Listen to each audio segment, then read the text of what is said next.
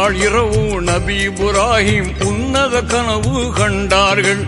அருமை மகனார் இஸ்மாயிலை அறுத்து பலியிட உணர்ந்தார்கள்.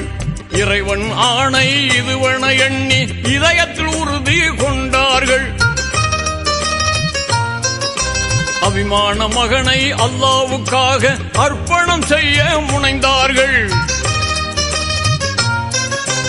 இறைவன் ஆணைய இதயத்தில் ஏற்று இனிதாய் மகனை பலியிட துணிந்த ஹஜ்ஜு பெருநாள் அதுவே தியாக திருநாள்.